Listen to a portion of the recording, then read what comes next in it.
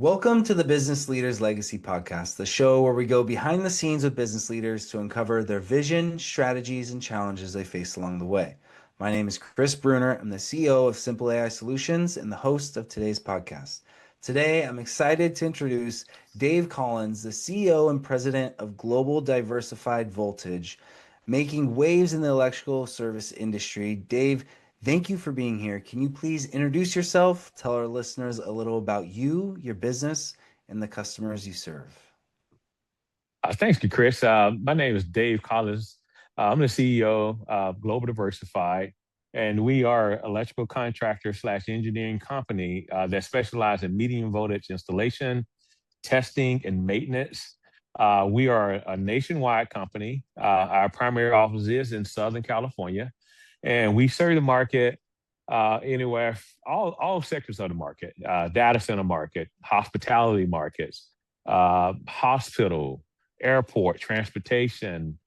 So we very diverse in those markets, and the industry is so multifaceted that every sector is something to do with electrical, and especially in the medium voltage infrastructure parts of it. So, in a nutshell, Global Diversified is there to service those folks on the medium voltage side of things.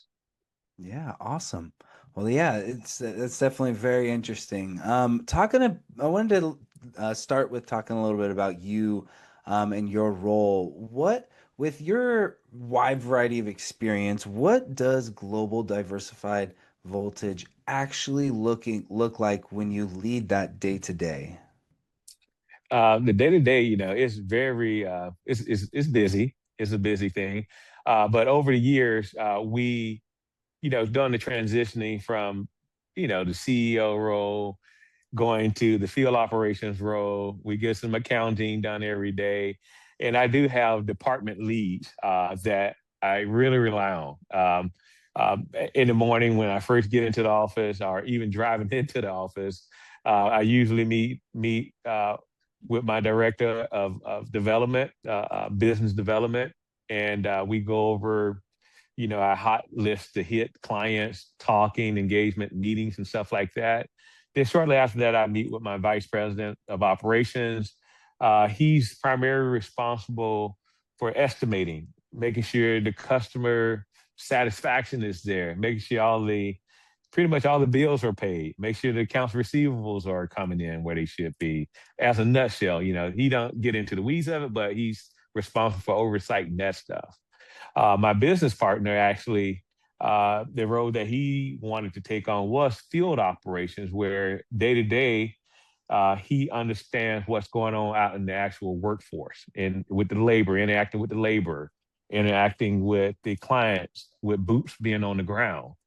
So segmented throughout the day, I meet with all those guys just to kind of see what their needs are, where I can support them in a way where it'll make their job easier. So that usually take about 6 or 7 hours of my time, just Yeah. engaging with those guys. But at the end of the day, I still have 2 or 3 hours for myself where I can get my hit list taken care of. But in a nutshell, I got a great group of guys around me that I really rely on to take care of the stuff on a day to day. Yeah. No, a great team makes so much of a difference. And so that's really cool to hear. Absolutely. Um, what what Absolutely. what part of leading the company do you enjoy most? You know, right now, our sales strategy, that's the biggest thing right now for us. The sales strategy, uh, and I just had an analogy about the sales strategy part. We do have repeat customer base that will return to us. They will, we are their first people to call. But I look at this new thing with the sales strategy that we're implementing is going on a fishing trip. We cast our bait out, we sit back and wait for that initial bite, and that right there is really exciting for me, being a guy that loves fishing. Yeah. So that part there, those are exciting things that we're diving into full feet inside of sales and business development right now, because we do have some sectors that we want to hit and be the first in some of these markets where we can offer the type of service that we have inside. Yeah, no, that's really exciting. That's an exciting place to be as a business. Yeah, absolutely. So I wanted to talk a little bit about trends within the industry. The electrical service industry is constantly evolving. There's new technology that comes out. Are you seeing anything in particular that either you guys are using or companies like yours are adopting in regards of trends?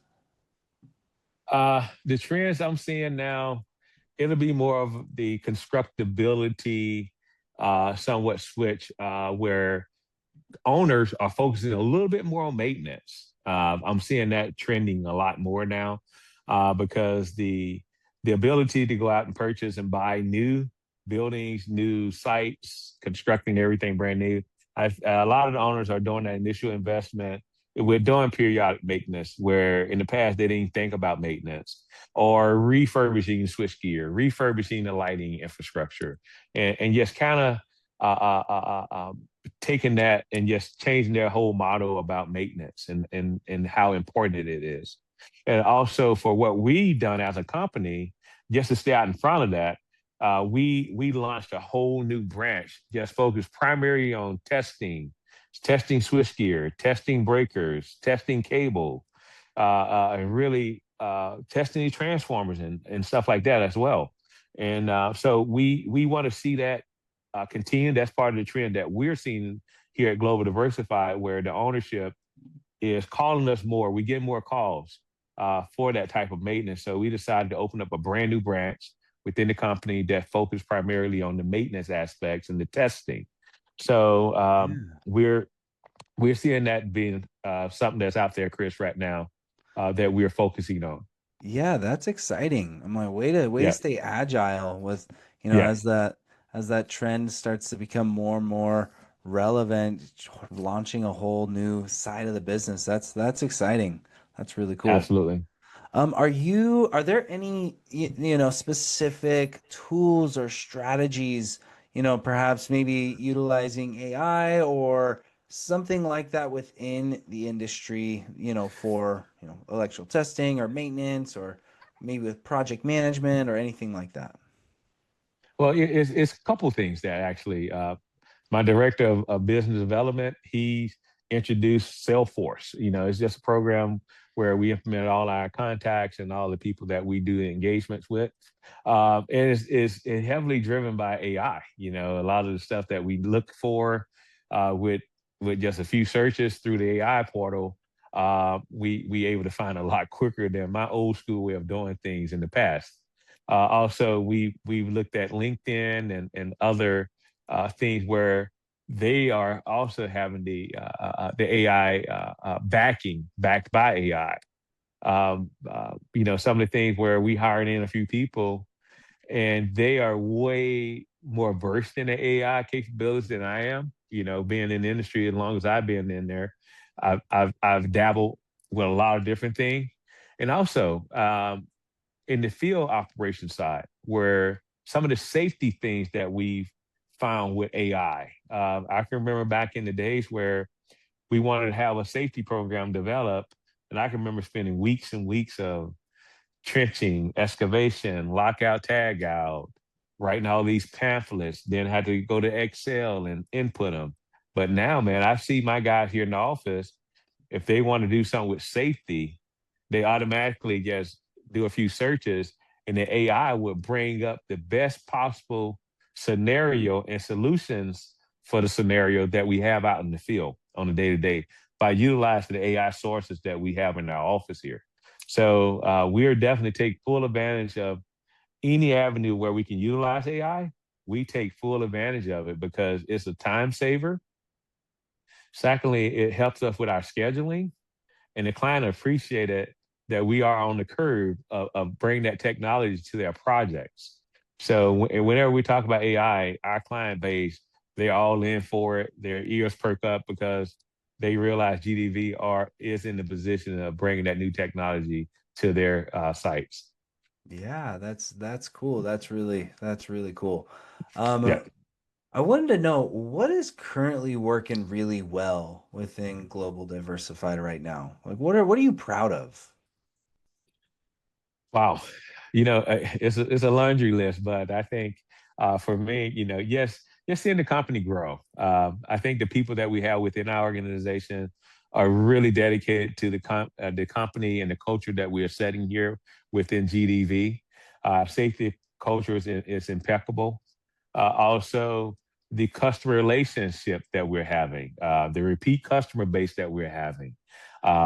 We take immense pride, ownership and pride of those areas, the safety component, and also that having that repeat customer base.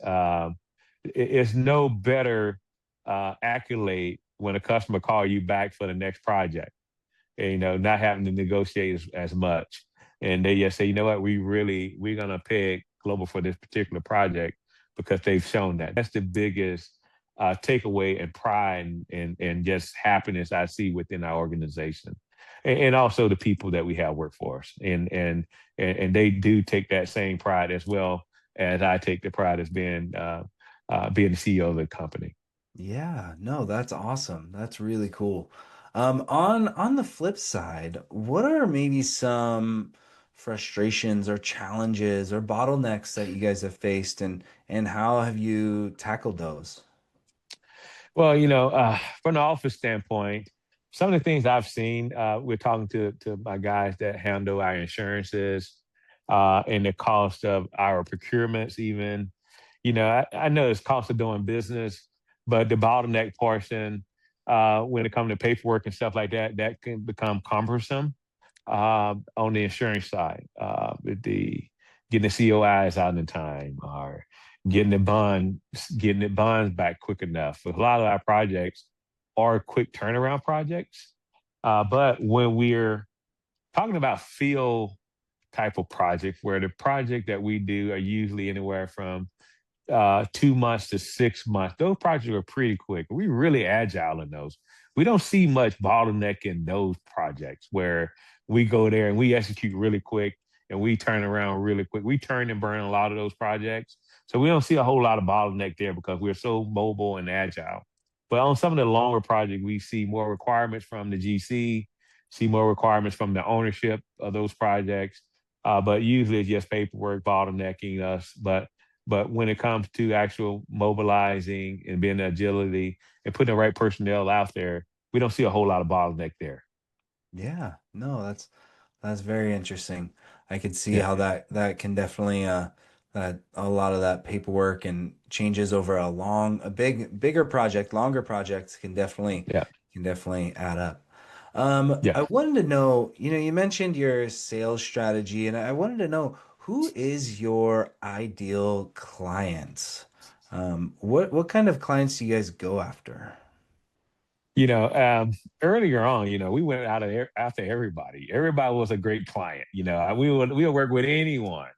But as years passed, we're somewhat selective in the people that we want to do business with. Over the years we've learned trial and error. Everybody's not a good client. We're not made for everyone. Everyone not made for GDV. But our ideal clients are ones that have a good safety record. They expect highly quality, and we want that thing to mirror back to them also. That we respect the safety, we respect the budget. We don't want to be wasteful. We want to turn in a project so we can do the next one with the customer. But our ideal clients are ones that think about the outcome, the overall picture of what we're trying to accomplish here, and that right there makes me think about some of the work that we're going after now with some of the larger data center projects, where we're looking at the AI and the infrastructure type of project within the cities and within Metro, with LA and with Reno, the city of Reno. So we're looking at those municipalities now also as being primary clients. Some of the big three personnel that we work with Amazon, AWS, and their data center program. We work with Microsoft. We work with all the critical infrastructure that's out there. UCLA Med Center is a big client of ours where we service those guys over there. Cal State Los Angeles also is a big customer of ours. So those are primary clients that we enjoy working with. We have a rapport. We build outstanding relationship that's backed by integrity and a character from our guys from the field level all the way up into our offices here. Yeah, that's really cool. How do you go about acquiring a client like that? What is your strategy to outreach for them? Not getting too deep into it, but Yeah. just in general.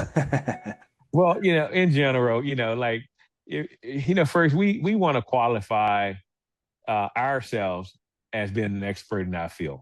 Hmm. And the best way that I've seen this, and I was just talking to some guys here earlier about, for me, it's a huge advantage for me being the CEO, then also being able to relate to the facility managers, guys, even their electricians out in the field, because I came up through that pathway. Because there's no other sell point that I can give. Like I'm the CEO, but I understand when you're inside of a manhole splicing with 35,000 volts right above your head. I've done the work. I put in the groundwork to be able to talk to them and somewhat relate to what their issues are. And I think we're here really to solve a problem. And when I feel the comfort level is much more when I'm able to relate to a situation that they're facing.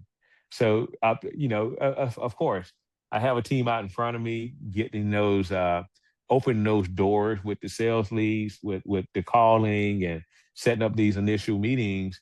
But a lot of times when me and my partner we get out in front of the folks that we are going to visit, they understand immediately these guys been active in the field, they know exactly what they're talking about. And there's no other big selling point that I can give, but tell them what my opinions are based off what I see they're dealing with. Yeah, no, that's really cool. That's awesome. That's really cool. Yeah. I wanted to know like where you guys are heading. What's the future for you guys? So where do you want Global Diversified to be 6 to 12 months down the road? Right? Thinking about expansion into new markets or new areas or more specific projects. Where do you want Global Diversified to be? Currently, we're licensed in several states, and the states that we're licensed in, but these two particular states, Nevada and Arizona, are markets that we want to hit. And again, I'm just pivoting back to the data center world. But those markets are the markets that we really want to focus on because there's so much opportunity there with the data center and the type of stuff we want to dive into over not that 6 to 12 month time frame, but maybe that 5 year time frame where we want to dabble in those markets because we really enjoy that type of work and there's opportunities for expansion for a lot of different folks. But also in the hiring concept that of course we always looking to the area of growth. We want to grow the business. All our guys here want to see our company grow and employ great people, give guys good opportunities for their families and also for their own personal growth. That's something that I strive for. I take a lot of pride in being able to put those folks in the best possible position to be successful, to be proud of where they're working, and also some of their personal goals can be a part of what we're trying to offer them here at Global Diversified. Yeah, that's awesome. That really I could see how that would having that mindset would create such a unique and great place to work to be Yeah, surrounded by such a great team. Yeah, that's yeah. really cool. So if you could wave a magic wand, right, or fix one ongoing headache within the business, right, what would it be? Ooh, where would I start? That's the question. But the magic one thing, of course, you want more work. And I had a old superintendent that I worked for. He said, companies don't die from indigestion. They die from just having way too much work that they can't take on and handle. Mm. They don't die from starvation. They die from not being able to indigest the food. So right now we want to be strategic about what we're doing. And that magic wand for me was just just let me make the right decision and to strategically pick the job that we can handle and take on and give a good return product. That's kind of my goal. We are a company. We want to be a good company that's going to service our customers the best possible way we can. Yeah, no, that's cool. And with that, what does growth look like, right? Does it look like more specialized projects, or you mentioned you want to, be able to digest the amount that you have in the right way and reaching out to specific types of clients. What does that growth look like? Well, the growth look like, we pretty much touched, Chris, we touched every sector of our industry. We've done renewable energy with solar. We've done hospitality. We've done underground distribution. We've done hospital work. We've done data center work. We've done airport work. So we're looking at different percentages and within all those sectors in growth. As I mentioned earlier, we want to see that percentage be a little higher in the data center market, but I'm not shying away from hospital work either. But the biggest growth that we see within our company right now is some of the data center work that we're seeing. And I really think that we really enjoy doing solar work, but on the infrastructure side of solar, not really the panel side where we plug in and play in the panel work, but on the infrastructure side of it. And we really love the critical infrastructure in hospitals where we're servicing generators, we're servicing ATSs, we're installing ATSs, installing whole generators for those type of buildings. So the critical infrastructure is what we're really seeking to expand within the business. Yeah, no, that makes sense. That's exciting to see where you guys are gonna go. Yeah. Well, Dave, I've really appreciated the conversation today. I think the insights you gave have been great. I think our listeners will have a good time listening and taking that in. Before we go, can you talk a little bit about where our listeners can find more out about Global Diversified Voltage? Of course, Chris. Our website, uh, globaldiversified.net or gdvoltage.net. You can find us there. All our social media platforms are there. You can just click the link and you can find us on all the social media outlets, Instagram, LinkedIn, and all those folks. You can be able to find us right there. We're active and you'll be able to see what we're getting into. Yeah, awesome. Well, thank you. To close, I'd like to ask one last question. Since this is the Business Leaders Legacy podcast, and you, as a business leader, the CEO, president of Global Diversified Voltage, what kind of legacy do you want to leave behind? Wow, that's a big one. Man, over the years, the electric industry has been so great for me. It also with my family, with the things and just having my family around me, and it's been an awesome career in the electrical industry. Overall, I was just at a doctor's appointment day last week, and I just heard someone yell out, "Mr. Collins, Mr. Collins," and I look around. It was one of my old students that I had taught maybe probably about 15 years ago. And he had his family with him. And I know during that time, I can remember that, those visits and stuff like that with my wife and the kids and at a doctor's visit. And his face told me everything. Like, man, I really appreciate the learning and the teaching that you gave me without saying him introducing me to his family. So those are little gems that I'm always going to cherish. For it being a legacy where I know I tried my damnness to share the knowledge and share the knowledge that I obtained over the years to my students and the people that really was interested in this trade, in this craft. But also, I can just bring in a nutshell the learning aspect and the teaching, always willing to teach someone else a better way. I think that'll be a legacy worth living for. Yeah, that's awesome. That really is cool.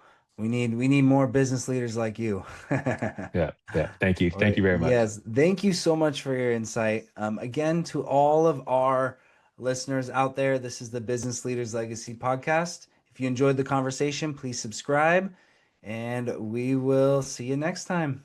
Thank you, Dave. Thank you very much, Chris, for having us on.